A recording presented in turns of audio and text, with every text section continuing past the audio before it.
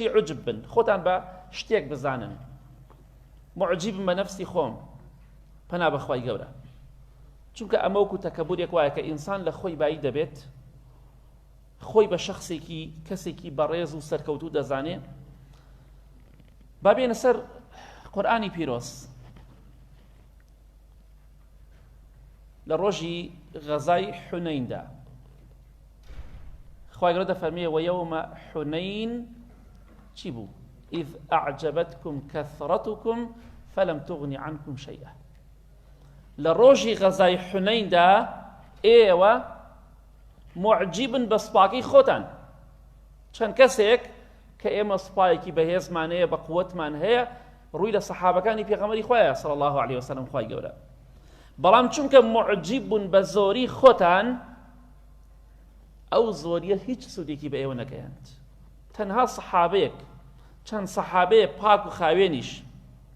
کاتێکە معجب دەبن بەو سوپا گەورەیە خوای پەروەردگار چیان بەسەرا دێنێت پێغەمبەری خوا صلی الله عليه وسلم وەکو ئیمامی سوهەیبی ڕۆمی ڕەزای خوای لێ بمان دەگێڕێتەوە لە حەدیثێکی صحیحدا کە لە صحیحە هاتووە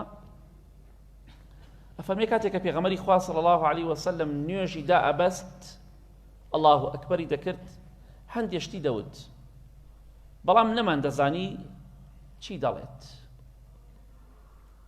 خۆشەویستی خوا صلی الله عليه وسلم فەرمووی دەزانن چی دەڵێم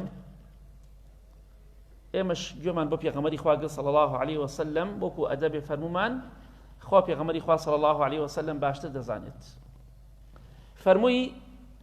چەند شتێکم وت بیری پێغەمبەرێک لە پێغەمبەرانم کەوتەوە سەلامی خوای پەروەردگاری لەسەر بێت ئەم پێغەمبەرە سەلامی خوای لەسەر بێ خوای پەروەردگار سەربازێک و جوندیەکی زۆری پێدا بوو هێز و قووەت و عەسکەریەکی زۆر بە قووەت و بەهێزی هەبوو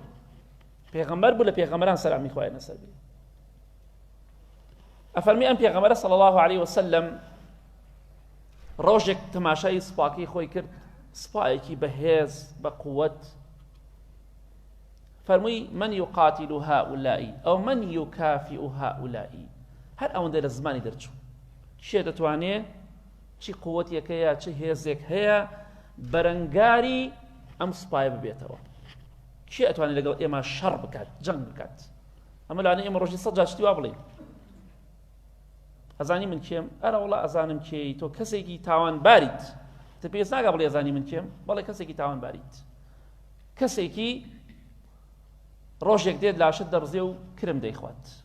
ئەو تعریفی تۆیە ئەو تعریفی منە ئەم پێغەمبەرە صلی الله عليه وسلم فەرمووی کێ دەتوانێت بەرەڕووی سوپاکەی من ببێتەوە ئەمە عوجبە ئەمە معجب بوونە بە سوپایەک کە حەقی خۆشێتی معجب بێ پێی ئەگەر شەرعی بێ بۆچی لەبەرەوە ئەو سوپایی کە ئەو هەیبووە ئێستا لە بە دەیەها وڵاتی سەربەخۆ کە حکومەتن بەقەد ئەو سوپاکەی ئەویان سوپا نەبووە حکومەتی وا هەیە 1000 سەربازی نییە 2000 3000 5000 سەربازی بەڵام مازای ئەم سوپایە چۆن بووە پێغەمبەری خوا صلی الله عليه وسلم دەفەرمێ خوای گەورە وەحی نارد بۆ ئەو پێغەمبەرە سەلامی خوای لەسەر بێ فەرمووی تۆ شتێکت وتووە معجب بوویتە بە سوپاکەی خۆت و بە سەربازەکانی خۆت کێ ئەتوانێت بەرە ڕوویان ببێتەوە بۆیە وەکو عقوبەیەک وەکو سزایەک بۆ ئەو قسەی کە کردوتە سێ سزامان بۆ هەڵبژار دویکیان نەبێ هەڵبژێری چوارەم یەکە تۆبەکردنە پەشیمان بوونەوەیە یەک دوو سێ ئەم سێ عقوبەیە یەکێکیان هەڵبژێرە بۆ خۆت و ئەو سوپایە کە شانازی پێوە دەکەی یەکێک لەم سێ عقوبەی هەڵبژێرە باشە خوای گەورە لە پێغەمبەرێک لە پێغەمبەرەکان سەلامی خوای لەسەر بێ قبوڵی نەکا معجیبێ بە سوپاکەی خۆی بە دار و دەستەکەی خۆی قبوڵی ئەکا لە من و تۆی تاوانبار معجیبین بە عیلمەکەی خۆمان بە ماڵەکەی خۆمان بە ژنوباڵای خۆمان خوا لێمان قبوڵ دەکات نا وەڵڵا ئەگەر ئەمڕۆژ باجەکەی نەدەین دوای مردنمان باجەکەی بە تەواوەتی ئەدەین خوای گەورە وەحی بۆ نات سێ عقوبە هەیە سێ تۆڵە و سزا هەیە بۆ خۆتێکیان هەڵبژێرە بۆ ئەو سوپایی کە تۆ شانازی پێوە دەکەی یەکەمیان ئەو سوپایی کە تۆ دەڵێ کێ ئەتوانێت بەرەو ڕووی ببێتەوە هەمووشی لە پێناو خوا شەڕەکەن لە پێناو خوا جەنگەکەن هەمووشی جیهاد دەکەن لە پێناو خوادا بۆ ڕەزامەندی خوا بەڵام کاتێک کە قسەیەک دەکەن خوای پەروەردگار تۆڵەیان لێ دەکات فەرمی ئەو سوپایە کە تۆ شانازی پێوە دەکەی یا مردنی بۆ هەڵبژێرە مردن ئەدەم بەسەریانە مردن یا برسێتی ئەدەم بەسەریانە و برسیان ئەەکەم ئەمە عقوبەی دووەمە یا مردن یا برسێتی یا زاڵبوونی دوژمن بەسەریاندا سبحان الله خوای گەورە کافرێک بتپەرستێک دژمنێکی خۆی و پێغەمبەرەکەی زاڵەکە بەسەر سوپاکەیە لەبەر ئەوەی یەک قسەی لەدەم دەرچۆتێتی کێ ئەتوانێت بەرەڕووی ئێمە بێتەوە دژمنی خۆی دژمنی خوا زاڵەکە بەسەر سوپای پێغەمبەرێ لە پێغەمبەراندا سەلامی خوا لەسەر بۆیە خوای گەورە قبوڵ ناکات کەس تاوان بکات کوڕی کێیە چی پلەپایەکی هەیە نایخوات بەڵێ مشاوەڕی بە قەومەکەی خۆی کرد فەرمووی ئەی قەومەکەم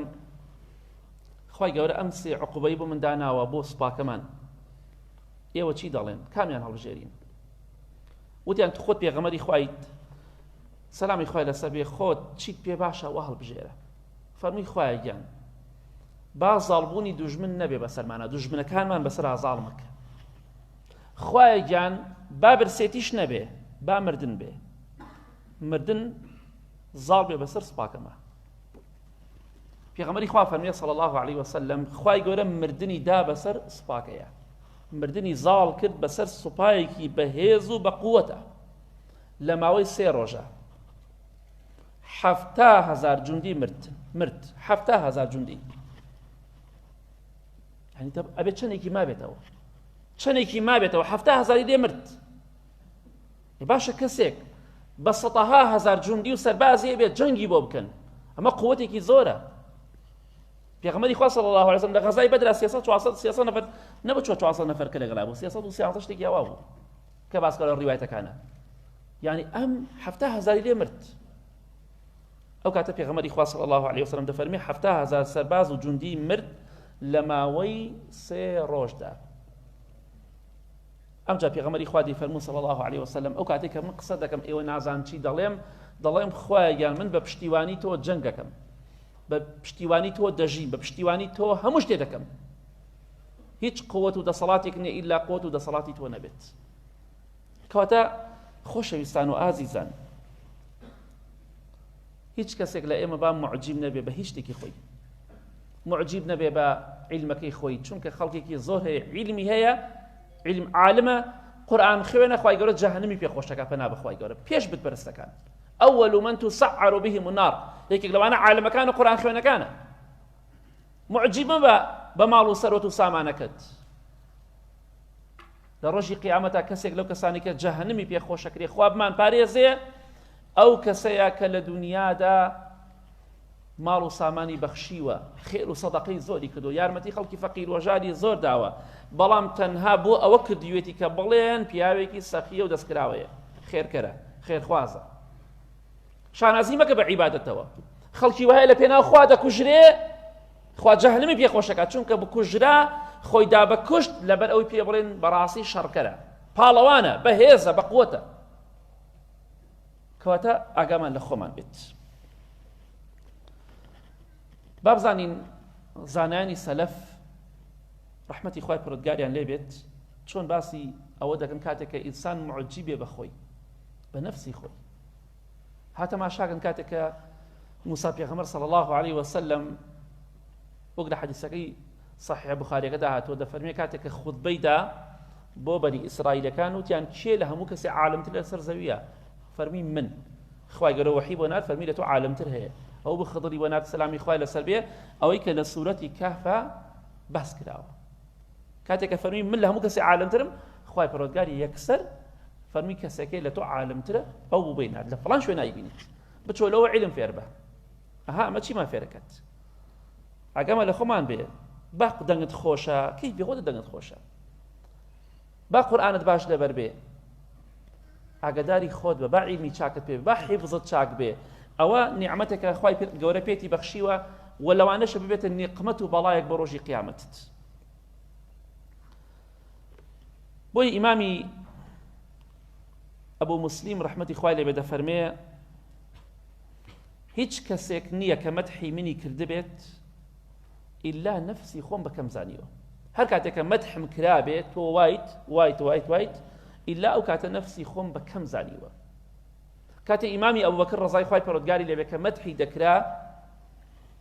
کەسێک مەدحی بکردایە تۆ ئاوایت ئیمامی ئەبوبەکر ڕەزای خوای پەروەردگاری لێبێت، دەیفەرموو اللهم لا تؤاخذني بما يقولون واغفر لي ما لا يعلمون واجعلني خيرا مما يظنون. کاتێک ئیمامی ئەلبانی ڕەحمەتی خوای لێبێ لە شریتێکە کاسێتێک یەکێک لە قوتابیەکانی مەدحی زۆر دەکات، ئەوش دەسەکاتە گریان زۆر ئەگری، ئەفەرموو هیچ شتێک ناڵێم ئیلاوە نەبی ئیمامی ئەبوبەکر دەیفەرموو ڕەزا و ڕەحمەتی خوای لێبێت، خوایان ئەوەی خەڵکی دەربارەی من دەیڵێ لەسەر من مەیکە ماڵ، من لەسەر تاوانی خەڵک مەگرە. کاتێک کە خەڵکی مەدحم دەکا خوایان من سزامەدە لەسەر مەدحی خەڵکی. خوایان ئەو خەڵکە گومانم پێ دەبات، باشترین گومان بۆ من بێ خوایان لەو گوناهانەشم خۆش بێ کە خەڵکی نایزانێت. ئێمەش ئەوەنە گوناه و تاوانمان زۆرە، ئەگەر بیرێک لە خۆمان بکەینەوە ئەو کاتە بۆمان دەرەکەوێت کە ئێمە شایستەی ئەوە نین کە لە خۆمان بایبین، شانازی بە خۆمانەوە بکەین، معجبین بە نەفسی خۆمان. وەڵاهی بە گوێی خۆم گوێم لە خەڵک بووە، کەسێک عیلمی باشی پێیە، شارەزایی هەیە، وتێتی من زۆر معجبم بە خۆم، پەنا بەخوا کرد، معجبم بە خۆم. ئەمە کارەساتە. وەڵاهی خوای گەورە لە پێغەمبەرانەوە قبوڵ ناکە، سەلامی خوای پەروەردگاریان لەسەر بێت، لە سەحابە و لە تابعین قبوڵی ناکە، ئەبێ لە کەسێکی تاوانباری وەکو من و تۆ چۆن قبوڵی بکە کاتێک کە خۆمان بەلاوە گرنگ بێت، شانازی بە خۆمانەوە بکەین. بەڵێ ئیمامی سفیانی ثەوری ڕەحمەتی خوای لێبێت، ئەو ئیمامە گەورە بوو، چووە خزمەتی ئیمامی حەمادی کوڕی سەلەمە، هەردوویان لە بەیەکەوە بوون. کاتە ئیمامی سفیان نەخۆشەکەوێ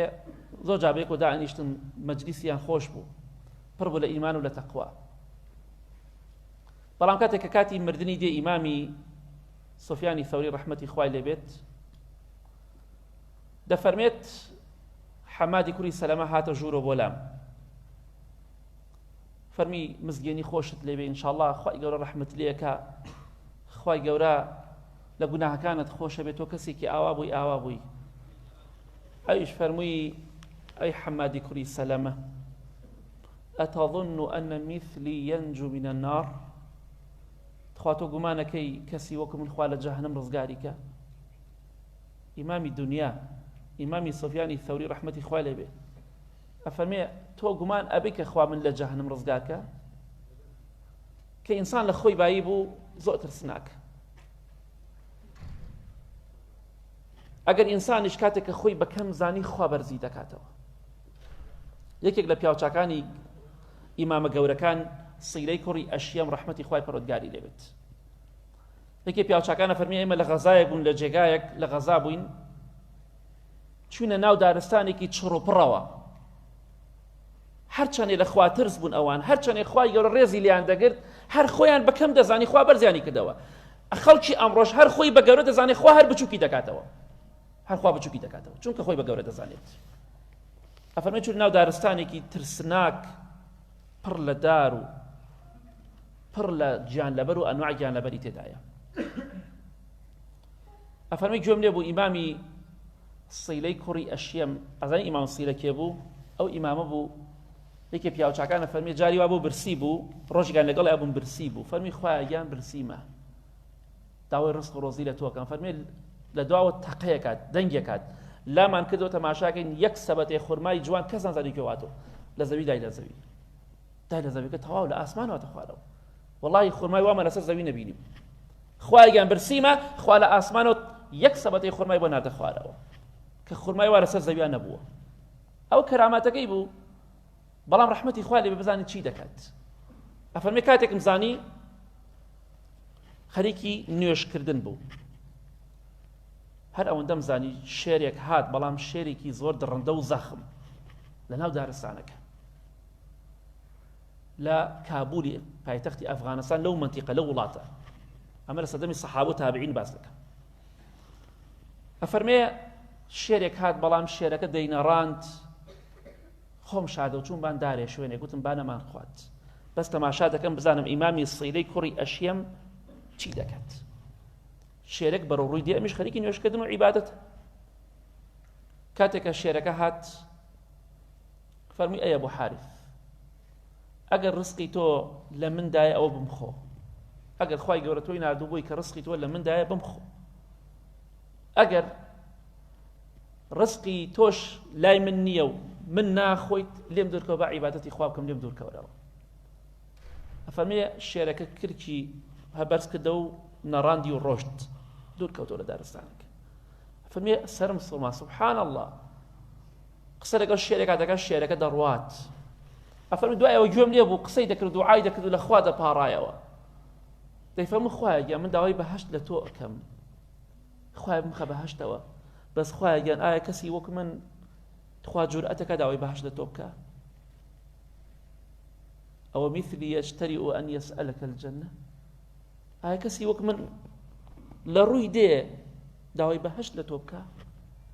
بەڵێ هەروەڵا لە ڕوو دێ، بەس ئەگەر ئەوە واقعی وابێ ئەوە ئێمە کە لە ڕوومانای داوای بەهەشتکەین، بەڵام داواکەین خوای گەورە بە ڕەحم و بە فەزڵ و میهرەبانی خۆی، بە سەخاوەتی خۆی، بە دەوڵەمەندی خۆی پێمانی ببەخشێ، بە ڕەحمی خۆی. ئەگینا ئێمە سەیری تاوانەکانمان بکەین شایستەی ئەو شتانە نین بخەوە. ئێمە لە کاروانی خواناسان و پیاوچاکان دواکەوتوینە، لەگەڵ ئەوەش ئەوە حاڵەکەیانە خوا ئەوەندە ڕێزی لێیان گرتووە خۆیان بەکەم دەزانن. ئێمە پێویستە بە خۆماندا بچینەوە، ئاگامان لە خۆمان بێت. بەڵێ خۆشەویستان و ئازیزان، ئیمامی فەضەیلی کوڕی عیاض ڕەحمەتی خوای پەروەردگاری لێبێ دەفەرمێ تۆ چی شتێک تۆ ئەمین دەکاتەوە لەوەی کە تۆ دڵنیانیت تۆ خوای پەروەردگار ڕقیلێتە، دەرگای لێخۆشبوونی لە تۆ داخستووە، تۆ ڕۆژانە پێ دەکەنی بەڵام نازانی حاڵی خۆت چۆنە. لەوانەیە کەسێک لە ئێمە خوالی تووڕەبی هەستی پێ نەکات، خۆی مە عیلمی غەیب نازانین. لەوانەیە کەسێک لە ئێمە قیامەتی خراپ بێ بەهۆی تاوانەکانیەوە، بەڵام ئاگامان لە خۆمان نییە. بۆیە بەردەوام نەفسی خۆت بشکێنە، خۆت بەکەم بزانە، خوا بەرز دەکاتەوە، خۆت بە گەورە بزانی خوای گەورە نزمت دەکاتەوە. سەلەفی ساڵح پێشیدانی پیاوچاک ڕەزا و ڕەحمەتی خوایان لێبێت، چونکە خۆیان بەکەم زانی خوای گەورە بەرز و بەڵندی کردنەوە، چونکە هەموو کاتێک زەمی خۆیان دەکرد، هەموو کاتێک خۆیان بەکەم دەزانی. بۆی توش کاتێک تۆ زەعیلم فێرەبی لە خۆت بایی مەبە، چونکە عیلمی تۆ لە چاو عیلمی عولەماکانی پێشووا هیچ نییە، هیچ نییە. ئەگەر ئەوان محیطەکان بن تۆ کانیەکی کانی، ئەوەندە فەرق تێ لەگەڵوانە. کەواتە کاتۆ کانیەکی معقول نییە بەرامبەر محیطەکان و ئەم ئاوەشینەکان کە لە خەریتای بینی بەرامبەر ئەوانە بۆستیت، خۆت هاوشانی ئەوانە، بەڵێ منیش هەم ناتوانی. تۆ چیت کانیکی وەک تۆ، کانیکی وەکو من، ئەگەر کانیکیش بن لە حاڵەتێکە، کانیکی ئاوەکە کە ئاوەکەی وەستاو ناڕوە، ناتوانی تۆ خۆت بخیتە ئاستی بەحرێکی گەورەوە، هەم لە تەقوادا هەم لە عیلمە، لە هەموو شتێک ئەوان بەحر بوون، بەڵام ئێمە کانیکیش نین مەگەر خوای ڕەحمە لێ بکات. کەواتە قەدری خۆت بزانە، قدری خۆت بزانە. ئیمامی مەسروق ڕەحمەتی خوا لێبێ دەفەرمی وەکەفا بالمەرء جەهلا ئەن یعجب بعمله، بەسە بۆ نەفامی و نەزانی ئینسان کاتێکە ئینسان معجب و بە کردەوەکانی خۆی، بە قسەکانی خۆی وتار ئەدەی، بەڵام گرنگ ئەوەی خوا لێت وەرگرێت. قسە ئەکەی گرنگ ئەوەی خوا لێمان وەرگرێت. ئێستا ئەم دانیشتنەی ئێمە کە دانیشتوینە، ئەگەر لەو کەسانە بین کە خوا لێمان قبوڵ دەکات قسەکانمان، گوێگرتنەکانمان، دانیشتنەکانمان، ئەگەر لەو کەسانە بین کە خوای گەورە دەفەرمێ هەڵسن لێتان خۆش بوومە، ئەگەر لەو کەسانە بین کە خوای گەورە بەهەشتمان بۆ مۆسۆگەر دەکا، الحەمدولله فەزڵی خوایە و سپاس و ستایشی خوای دەوێت کە الحەمدولله ئێمە لەو کەسانەین. و ئەگەر لەو کەسانیش نەبین کە خوا لێمان قبوڵ ناکات، لەو کەسانە بین کە خوا لێمان قبوڵ ناکات، کردەوەکانمان لێ وەرناگرێ، قڕ بەسەرمان، خاک بەسەرمان. بۆیە بەردەوام ئاگات لە خۆت بێ، کێ دەڵێ خوا لێمانی وەرگرتووە؟ کەواتە هەوڵ بدە، بترسە لەوەی کە خوا لێت قبوڵ نەکا کردەوەکانت. ئینسانی بغرا و سەر لێشێوا و سەرکەش، ئینسانێک کە شەیتان گومڕای کردبێ بۆ دەڵێ خوا بۆ لێمان وەرناگرێ، ئەخە دەنابێ ئینسانی ئیماندار بەم جۆرە بێ. ئیبراهیم و ئیسماعیل سەلامی خوایان لەسەر بێ خەریکی کەعبەن بە فەرمانی خوا کەعبە دروستەکەن ئەڵێن ربنا تقبل منا ربنا تقبل منا خوای لەمان قبول کەی دوعا دەکەن تۆش ئەڵێ خوا بۆ قبوڵی ناکە ئەخر ئەمە بغراییە ئەمە سەرکەشی تۆیە ئەمە معجیببوونی تۆیە بە نەفسی خۆت ئەو نەفسەت کە ئاوا دۆستی شەیتانە هیچ کێشەیەکیان بەیەکەوە نییە جا ئەگەر خوا لێمان قبول کە هەو نیعمەتی خوایە بەسەرمانەوە پێویستە حەمد و سەنای خوا لەسەری بکەین و ئەگەر واش نەبێ پێویستە بۆ خۆمان بگرین کە کردەوە ئەنجامە دەین چاکە ئەکەین خوا لێمان قبول ناکە کەواتە هۆکارەکە خۆمانین بۆیە بەرای بەڕێزم هەموو کاتێک خۆت بەکەم بزانە بۆیە کاتێکە یەکێک لە پیاوچاکان ئیمامی عەبدوڵڵای کوڕی عەون ڕەحمەتی خوای لێ بدە فەرمێ هیچ کاتێک سیقەت بە زۆری کردەوەکانت نەبێ مەڵێ کردەوەی چاکم زۆر کردووە تۆ نازانی ئایا خوا لێتی قبول کردووە یا لێتی قبول نەکردووە تۆ نازانی ئایا ئەو مەجلیسە ئەو عیبادەتەی ئەو کردەوانەی کە ئەنجامت داوە بۆتە کەفارەتی گوناهەکانت یا نەبۆتە کەفارەتی گوناهەکانت تۆ نازانی چونکە ئەو کردەوانەی کە تۆ ئەنجامی ئەدەی هەمووی لە تۆ غەیبیە هەمووی لە تۆ غەیبیە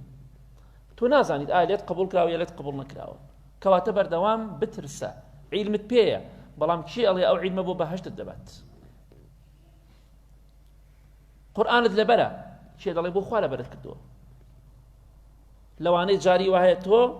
پێشنوێژیەک دەکەی لەوانەی لە یەک حرفێکی قەلقەلە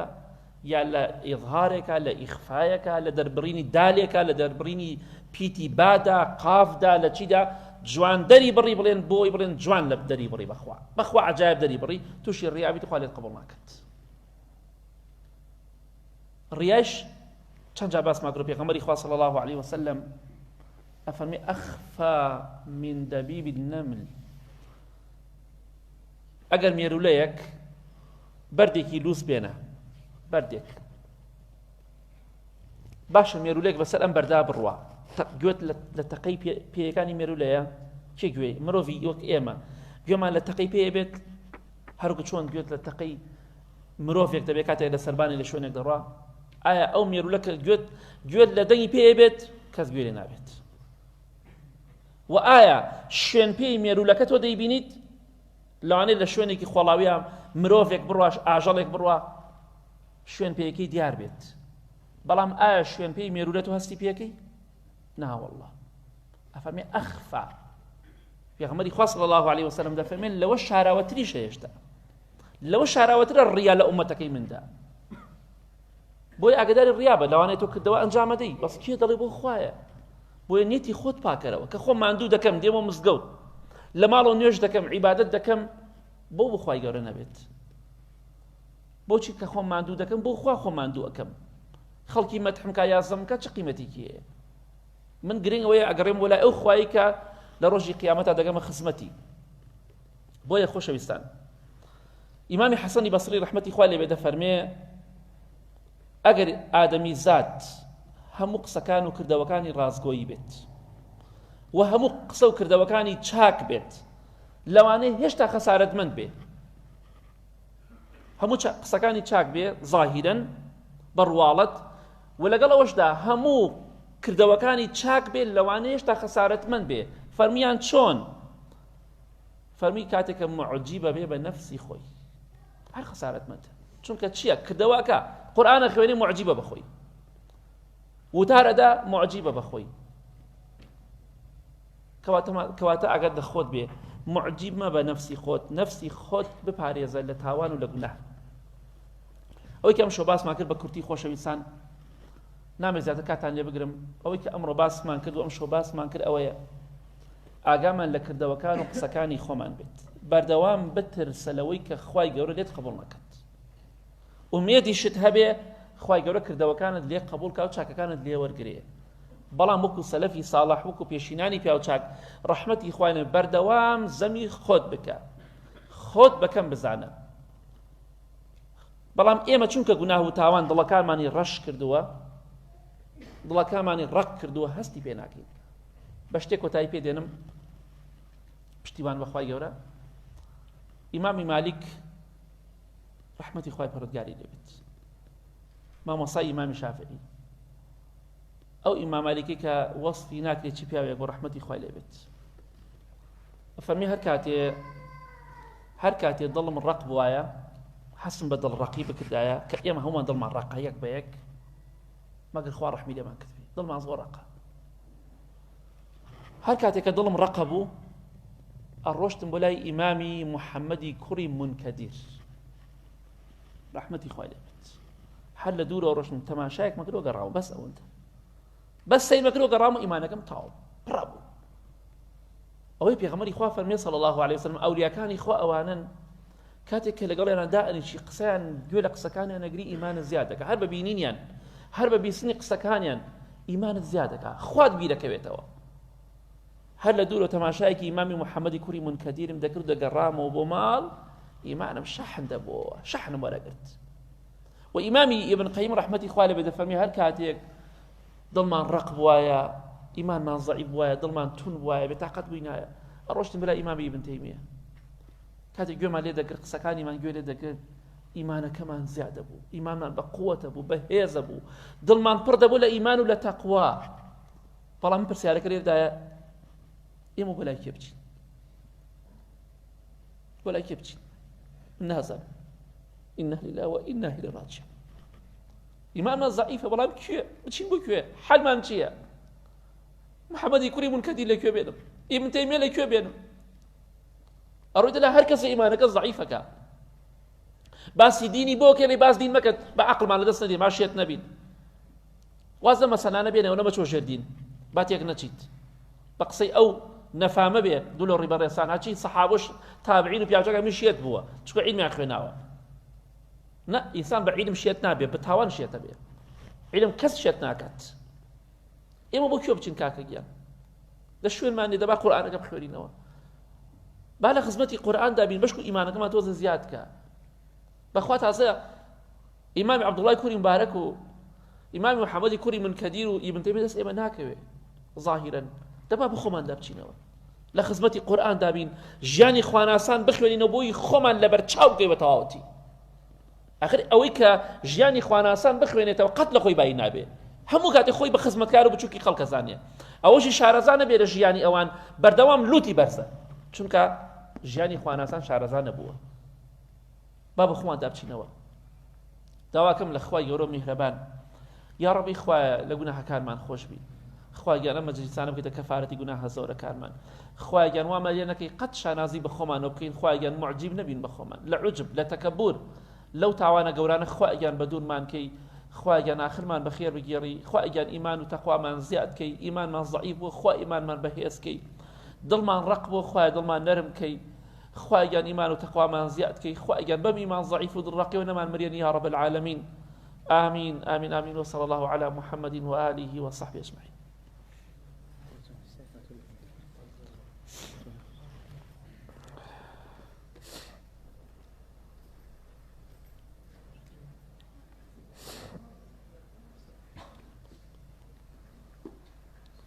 هذا مستوى عنيد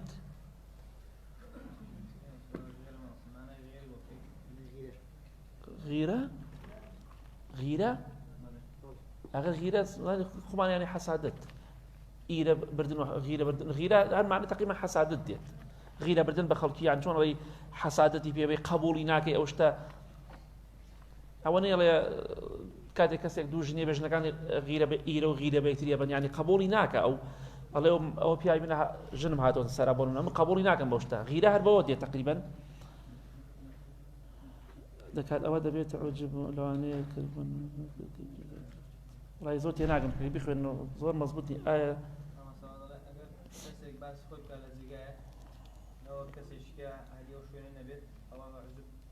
أكيد تسني تكي خوي سلفي صالح عند الجار بس يشتي خوي يقول بيغمري خوا صاصم الصحابة بس أو كده سن نيتكي خود آية تقول يا ما بس تشيء ضلي خلق ما شكنا كده لاني أو كسر نيتي أو بيو كسر شاوي لبكا لو أنا شنيتي أو بيبوز لبدا جا نازم كمان أو نيتكي يقول كجاري أبوه پیاوچەکان باسی هەندێک کردەوەی خۆیان کردو بەڵام نیەتەکەیان پاک بوو ئینشاڵڵاوان کەسێکی نێتی پاک بێ ئاساییە گەر نێتیی پاک نەبێ خۆی ناسێ هیچ کەسێک بەقەت خۆت داناسی ئەو دڵنیا بلەوە خوا پاداش پێتان بدات